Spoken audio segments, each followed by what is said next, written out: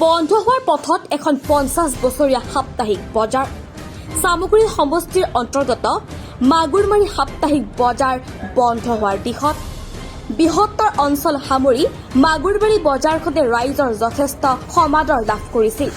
বজাৰলৈ সোমাবলৈ উপযুক্ত পথৰ অভাৱত বন্ধ হোৱাৰ ফালে মাগুৰমাৰী বজাৰ আন্তঃগাঁথনিৰ অভাৱত অচলা অৱস্থা বজাৰখনৰ লাওখোৱা উন্নয়ন খণ্ডৰ মাগুৰমাৰী গাঁও পঞ্চায়তত অৱস্থিত বজাৰখন ধ্বংস। চৰকাৰী আঁচনি অ'ত-ত'ত ব্যৱহাৰ কৰি টকা ব্যয় কৰে যদিও দীৰ্ঘদিনীয়া পুৰণি বজাৰখনৰ ফালে চকু নাই কাৰোৰে। এটা সময়ত ক্ৰেতা বিক্ৰেতাৰ ভিৰ কৰা পৰিলক্ষিত হৈছিল যদিও আন্তঃগাঁথনিৰ অভাৱত জনশূন্যত পৰিণত হৈছে বজাৰখন। বজাৰখনৰ যাতায়াত সুচল কৰিবলৈ আহ্বান জনায় ক্ৰেতা বিক্ৰেতাই। বজাৰখন বোকা হৈ গৈছে।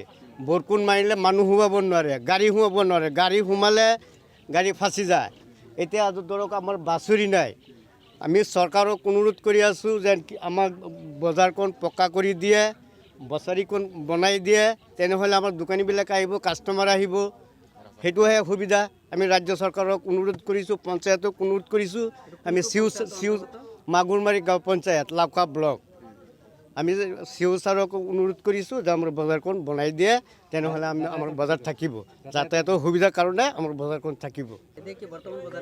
বন্ধ মানে নিচিনা হৈ যাব। এতিয়াতো গাড়ীটো মানে ৰাস্তা ঘাট ভালকৈ নিদিয়ে, তেতিয়া মানুহ নাহিব।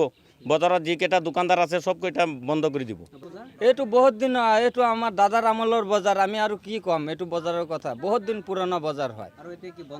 এইটো বন্ধ হ'ব গৈ আছে। আমিতো এতিয়া আমি ৰাতিপুৱা আহি চিন্তা কৰি আছো আমাৰ এইটো বজাৰটো বন্ধ হৈ যাব নেকি। নগাঁৱৰ পৰা আব্দুল জলিল আকন্দ ৰিপৰ্ট SN India 24।